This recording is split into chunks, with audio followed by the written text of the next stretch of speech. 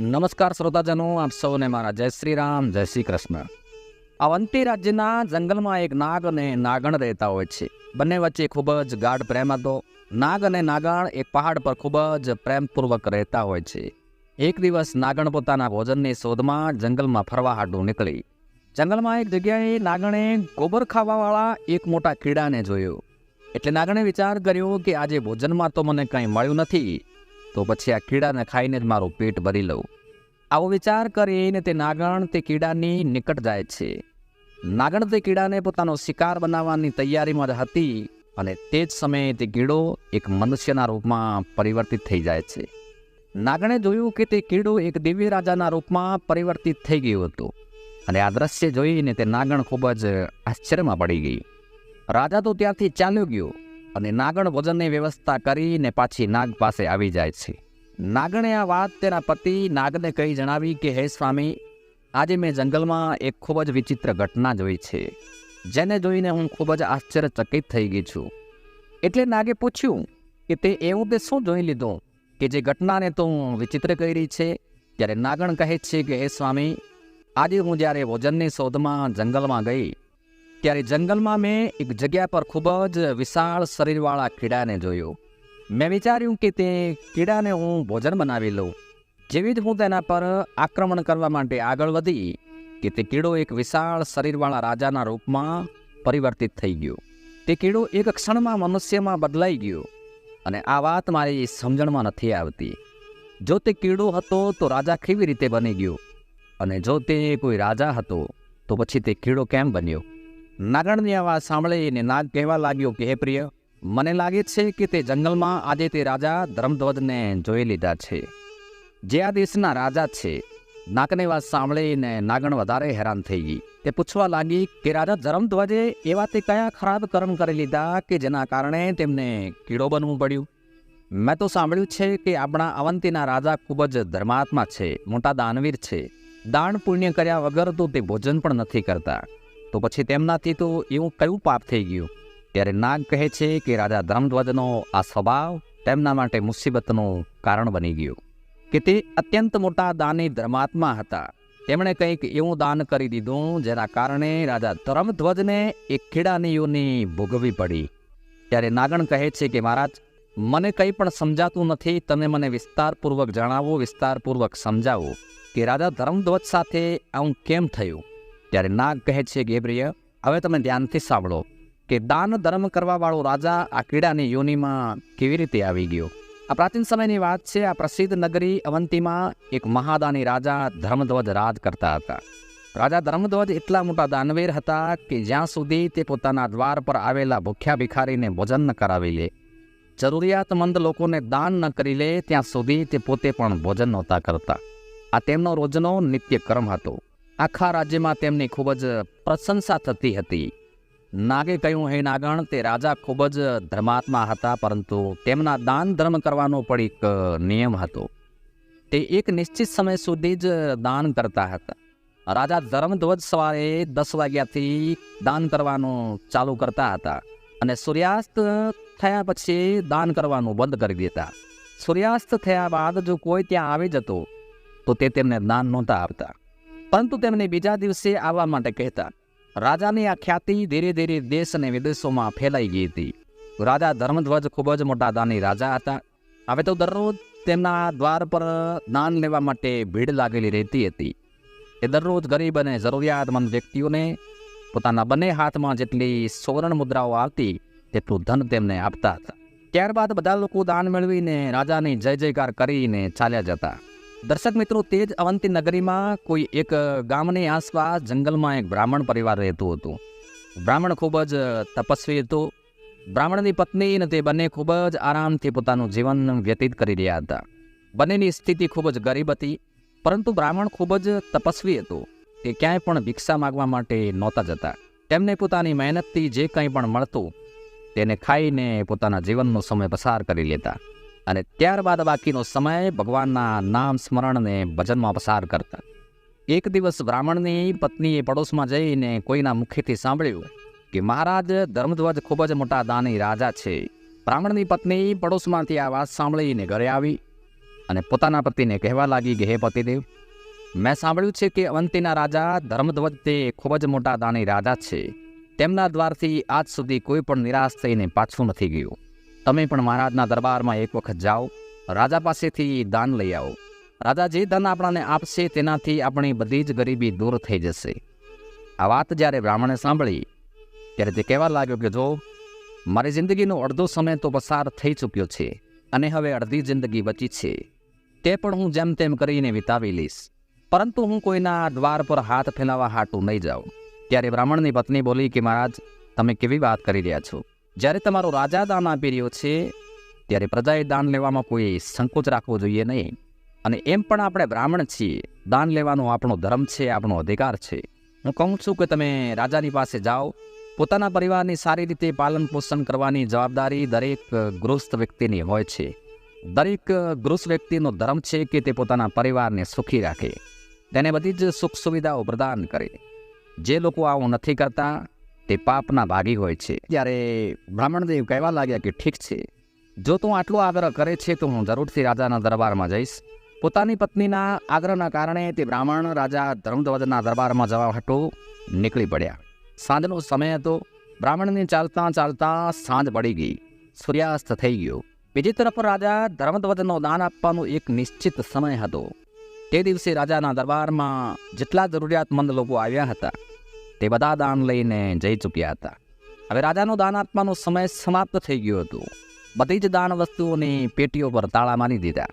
બીજી તરફ બ્રાહ્મણ પણ ખૂબ જ દૂરથી પગપાળા ચાલીને રાજા પાસે આવ્યો હતો, પરંતુ તેના આવતા આવતા સૂર્યાસ્ત થઈ ગયો હતો.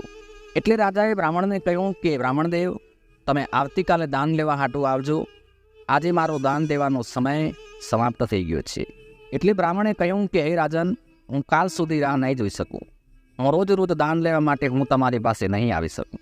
જ્યારે રાજાએ બ્રાહ્મણના મુખેથી આ વાત સાંભળી ત્યારે રાજાને થોડો ગુસ્સો આવ્યો, પરંતુ બ્રાહ્મણ જાણીને રાજાએ તેને ફરી સમજાવ્યો કે બ્રાહ્મણદેવ, તમારે આવતીકાલે દાન લેવા હાટું આવવું પડશે.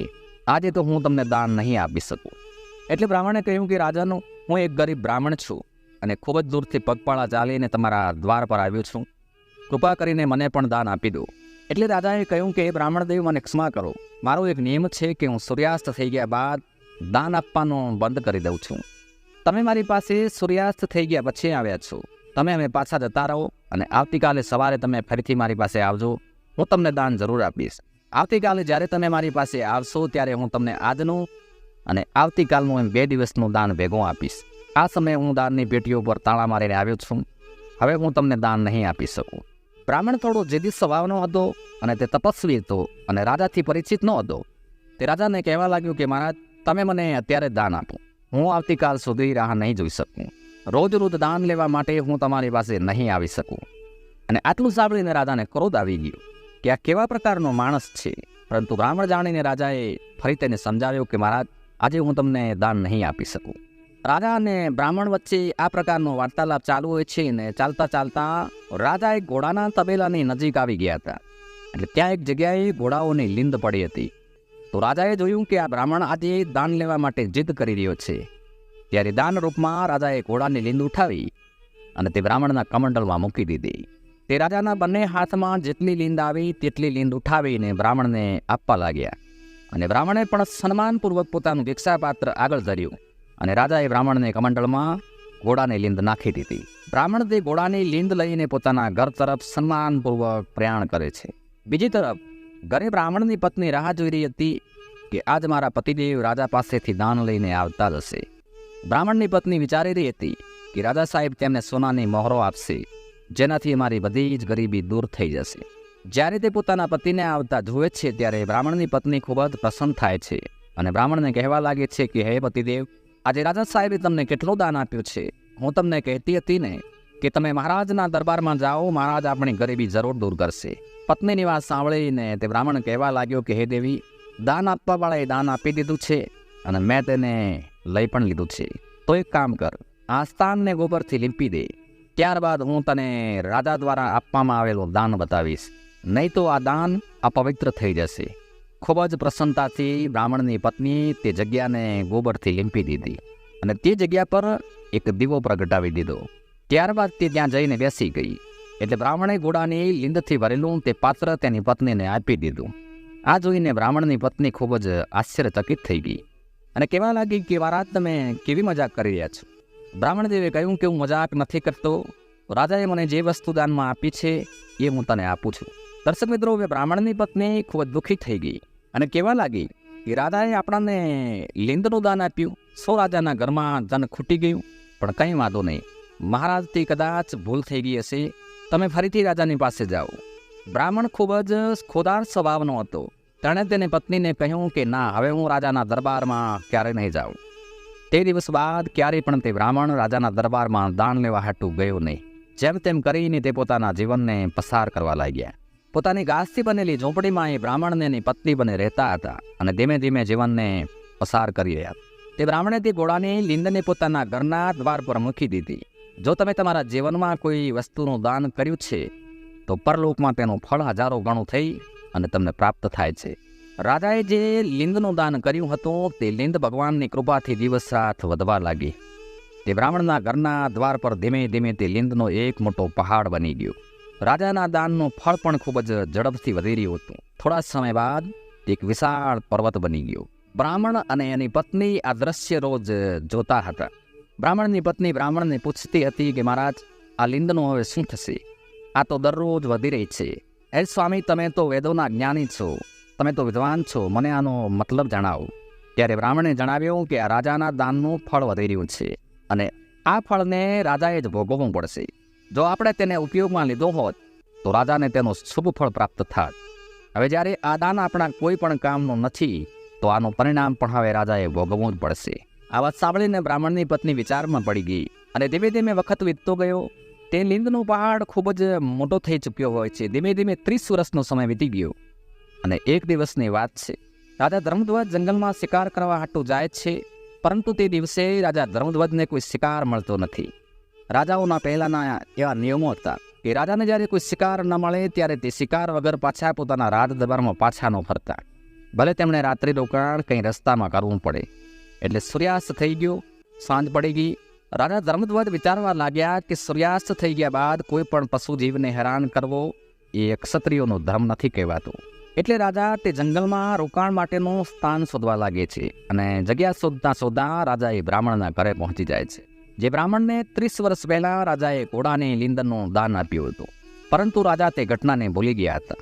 નાગ નાગણને આગળ કહે છે કે હે નાગણ, જ્યારે રાજા ધર્મધ્વજ એ બ્રાહ્મણના ઘરે પહોંચે છે ત્યારે ત્યાં રાજાએ બ્રાહ્મણને કહ્યું કે હે બ્રાહ્મણદેવ, આજ રાત્રે રોકાણ માટે મારે તમારા ત્યાં સ્થાન જોઈએ છે, જગ્યા જોઈએ છે. રાજાની વાત સાંભળીને બ્રાહ્મણ કહેવા લાગ્યો કે ઠીક છે મહારાજ, અમે અમારી આ ઝૂંપડીમાં આપનું સ્વાગત કરીએ છીએ. અમારી પાસે જે કંઈ પણ હશે તેનાથી અમે તમારો સત્કાર કરીશું. બ્રાહ્મણ રાજાને તે ઓળખી શક્યો નહીં. તે રાત્રે રાજા ધર્મધ્વજ તે બ્રાહ્મણની ઝૂંપડીમાં રોકાણ કરે છે. બ્રાહ્મણ પાસે જે કંઈ પણ ભોજન હતું તેનાથી તે બ્રાહ્મણે રાજાનો આતિથ્ય સત્કાર કર્યો. આ પ્રકારે ભોજન કર્યા બાદ રાજાએ રાત્રિ ત્યાં જ પસાર કરી અને બીજી બાજુ જ્યારે સવાર થાય છે ત્યારે રાજાની નજર તે બ્રાહ્મણની ઝૂંપડીની બહાર લીંદના પહાડ પર પડે છે. તે લીંદના પહાડને જોઈને રાજા બ્રાહ્મણને પૂછવા લાગ્યા કે હે બ્રાહ્મણદેવ, તમારી આ નાની ઘાસની ઝૂંપડીની બહાર આ ઘોડાની લીંદનો પહાડ કેવી રીતે બની ગયો? જ્યારે તમારી ઝૂંપડીમાં તો કોઈ ઘોડો પણ નથી. શું હકીકતમાં તમારી પાસે આટલા બધા ઘોડા છે? ત્યારે બ્રાહ્મણે જવાબ આપ્યો કે રાજન, અમે તો તપ સાધના પૂજાપાઠ કરવાવાળા બ્રાહ્મણ છીએ, અમારે વળી ઘોડાઓનું શું કામ? ત્યારે રાજા કહેવા લાગ્યા તો પછી તમારા ઘરની બહાર આ લીંદનો પહાડ કેવી રીતે બની ગયો? ત્યારે બ્રાહ્મણ તેમને સમજાવતા કહે છે કે જો તમે જો જાણવા માંગતા હોય કે આ ઘોડાની લીંદનો પહાડ કેવી રીતે બન્યો તો તેની પાછળ એક ખૂબ જ મોટું રહસ્ય છુપાયેલું છે. હવે તે રહસ્યને જાણવા માટેની રાજાની ઉત્સુકતા ખૂબ જ વધી ગઈ. બ્રાહ્મણે કહ્યું કે 30 વર્ષ પહેલાંની આ વાત છે. મારી પત્નીએ મને મારી મરજી વિરુદ્ધ રાજાને ત્યાં દાન લેવા માટે મોકલ્યો હતો. એ અવંતી દેશના જે રાજા છે તે ખૂબ જ મોટા દાનવીર ધર્માત્મા છે. તે દરરોજ 100 મણ સોનાનું દાન કરે છે. એટલે મારી પત્નીના આગ્રહને વશ થઈ અને હું રાજાની પાસે દાન લેવા હાટું ગયો. રાજાની પાસે પહોંચ્યા બાદ ખબર નહીં રાજાએ કેમ મને દાન આપવાની ના પાડી દીધી. તેની પાછળનું કારણ તો હું નથી જાણતો કે રાજાએ આવું કેમ કર્યું. જ્યારે હું તેમની પાસે દાન લેવા માટેની જીદ કરી રહ્યો હતો ત્યારે રાજાએ મને બીજા દિવસે આવવાનું કહ્યું, પરંતુ મેં રાજાની વાત માની નહીં. હું દાન લેવા માટે જીદ કરવા લાગ્યો તો રાજા સાહેબે ગુસ્સામાં આવીને ઘોડાની લીંદ ઉઠાવી અને મારા કમંડળમાં નાખી દીધી. મેં રાજાનું તે દાન સન્માનપૂર્વક સ્વીકાર કરી લીધું અને દાન લઈને હું મારા ઘરે પાછો આવી ગયો. અને મેં તે લીંદને અહીં મૂકી દીધી, કેમ કે તે લીંદ મારા કોઈ કામની નહોતી અને દાનમાં આવેલી વસ્તુ હું ક્યાંય પણ ફેંકવા નહોતો માંગતો. પછી રાજાએ પૂછ્યું કે હે બ્રાહ્મણદેવ, રાજાએ તો તમને થોડીક જ લીંદ દાનમાં આપી છે, પરંતુ તેનો આટલો મોટો પહાડ કેવી રીતે બની ગયો? ત્યારે બ્રાહ્મણે સમજાવતા કહ્યું કે હે રાજન, અમારા વેદ પુરાણમાં એવું કહેવાય છે કે કોઈ પણ દાન કરવાવાળો જેટલું દાન આપે છે તો તેનું 1000 ગણું ફળ તેને પાછું મળે છે. તે રાજાનું આ દાન 1000 ગણું થઈને જમા થઈ રહ્યું છે. હવે તે દાનનું ફળ રાજાએ પોતે જ ભોગવવું પડશે, કેમ કે આ દાનને અમે અમારા ઉપયોગમાં નથી લીધું. નાગ આગળ કહે છે કે હે નાગણ, બ્રાહ્મણની આવાજ સાંભળીને રાજાના શરીરના રોવાટા ઊભા થઈ જાય છે. તેમના પગ નીચેથી જમીન સરકી જાય છે. રાજા તો આ વાતને ભૂલી ચૂક્યા હતા, પરંતુ બ્રાહ્મણના કહેવા પર રાજાને તે બધી વાતો યાદ આવી જાય છે કે મેં જ આ ઘોડાની લીંદ એક બ્રાહ્મણને દાનમાં આપી હતી. રાજા હવે વધારે ગભરાઈ ગયા. બંને હાથ જોડીને બ્રાહ્મણને પૂછવા લાગ્યા કે હે ભૂદેવ, એ રાજા આ ફળને કેવી રીતે ભોગવશે? મને આટલું જણાવી દો. તે બ્રાહ્મણે કહ્યું કે જો આ લીંદનો ઢગલો છે તે રાજાએ જ ખાવો પડશે. જ્યાં સુધી તે તેને ખાઈ નથી લેતા ત્યાં સુધી તે વધતો જ રહેશે અને વધતો જ રહેશે. બ્રાહ્મણની આ વાત સાંભળીને રાજાની આત્મા કાંપી ઉઠી. રાજાએ બધી વાત જણાવી દીધી કે હું જે અવંતીનો રાજા છું, જેણે તમને લીંદનું દાન આપ્યું હતું. હવે તમે મને ક્ષમા કરો અને મને એ ઉપાય બતાવો કે મારો ઉદ્ધાર કેવી રીતે થશે. હું આટલા મોટા વિશાળ ઘોડાની લીંદના પહાડને કેવી રીતે ખાઈ શકું? તેનો કોઈ ઉપાય તો હશે ને? જ્યારે રાજાએ પોતાની ઓળખાણ આપી ત્યારે બ્રાહ્મણ તે રાજાને ઓળખી ગયો અને કહેવા લાગ્યો કે રાજન, જો તમે જ તે રાજા છો તો તેનું પરિણામ પણ તમારે જરૂર ભોગવવું પડશે. કેમ કે દાન આપવાવાળાને જો કોઈ વસ્તુનું દાન આપે છે, જે વસ્તુ બિનઉપયોગી છે, જે વસ્તુ અખાદ્ય છે, જે વસ્તુને દાનમાં આપવામાં આવી રહી છે, તે વસ્તુ દાન મેળવનારની કોઈ કામની નથી, તો તે દાન કરવામાં આવેલી વસ્તુનું ફળ વ્યર્થ જાય છે. પરંતુ તમે મને જાણી જોઈને આ વસ્તુ આપી હતી, જેનું ફળ વધી અને હવે 1000 ગણું થઈ ગયું છે, માટે હવે તેને તમારે ભોગવવું જ પડશે. આ વાત સાંભળીને તે રાજા બ્રાહ્મણના ચરણોમાં પડી જાય છે. રાજા કહેવા લાગ્યા કે બ્રાહ્મણદેવ, તમે જ મને કોઈ ઉપાય જણાવો કે મારું પાપ કેવી રીતે નષ્ટ થઈ શકે. ત્યારે બ્રાહ્મણ કહેવા લાગ્યો કે રાજન, તમારા કરેલા કર્મોનું ફળ તો તમારે ભોગવવું જ પડશે. જો તમે આ ઘોડાની લીંદ ખાવાથી બચવા માંગો છો તો તેના માટે હું તમને એક બીજો ઉપાય જણાવું છું. જો તમે તે ઉપાયને અનુસરી લેશો તો આ ઘોડાની લીંદ તમે એકલા ખાવાથી બચી જશો. આમાં પછી ઘણા બધા ભાગીદાર થઈ જશે. જો તમે એ ઉપાયને નહીં અનુસરો તો તમારે એકલા જ આ લીંદને ખાવી પડશે. ત્યારબાદ બ્રાહ્મણે ઉપાય જણાવ્યો કે હે રાજન, જો તમે જાતે જ પોતાની નિંદા કરાવડાવશો અને આ દેશમાં જેટલી તમારી નિંદા થશે તેટલી આ લીંદ ઘટીને ઓછી થઈ જશે. ત્યારે રાજા બોલ્યા કે હે બ્રાહ્મણદેવ, મારી નિંદા વળી કોણ કરશે? મેં ક્યારેય જીવનમાં નિંદા જેવા કાર્ય કર્યા જ નથી. હું તો એક દાનવીર રાજા છું. તમામ પ્રજા મારી પ્રશંસા કરે છે. ત્યારે બ્રાહ્મણે કહ્યું કે તમે એક કામ કરો. તમારા એક કુળ પુરોહિત છે અને તેની એક પરમ સુંદર કન્યા છે. તમે તે બ્રાહ્મણના ઘરે જાઓ અને તેમની કન્યાનો હાથ પકડીને જબરજસ્તીથી તમારા ઘરે લઈ આવો. અને પુરોહિતના માગવા પર પણ તમે તેની કન્યાને પાછી ન આપતા. આ પ્રકાર તમારા રાજ્યમાં તમારી નિંદા થવાની શરૂ થઈ જશે. પરંતુ તમારે ધ્યાન રાખવાનું છે કે તે કન્યા પ્રત્યે નજર તમારી ગંદી થવી જોઈએ નહીં. તમારા મનમાં વિકાર ઉત્પન્ન ના થવો જોઈએ, નહીં તો તમે ખૂબ જ મોટા પાપમાં ફસાઈ જશો. તમે તે પુરોહિતની કન્યાને એક દીકરીના સ્વરૂપમાં લઈને આવજો, પરંતુ આ વાત તમે કોઈને પણ જણાવતા નહીં કે તમે તેને પોતાની દીકરી બનાવી અને લઈ આવ્યા છો. તે કન્યાને લઈ જઈને તમે તમારી રાણી પાસે મૂકી આવજો અને તમારી રાણીને કહી દેજો કે તે કન્યાને તે પોતાની પુત્રીની જેમ રાખે. એ કન્યાને પોતાની પુત્રની જેમ પ્રેમ આપે, તેનું પાલન પોષણ કરે.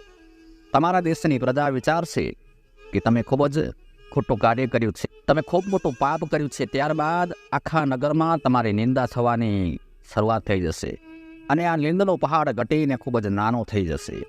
આ ઉપાય રાજાની સમજણમાં આવી ગયો. રાજા ખૂબ જ હતાશ હતા. તે લીંદના પહાડને જોઈને ખૂબ જ વ્યાકુળ થઈ ગયા હતા, ખૂબ જ દુઃખી હતા.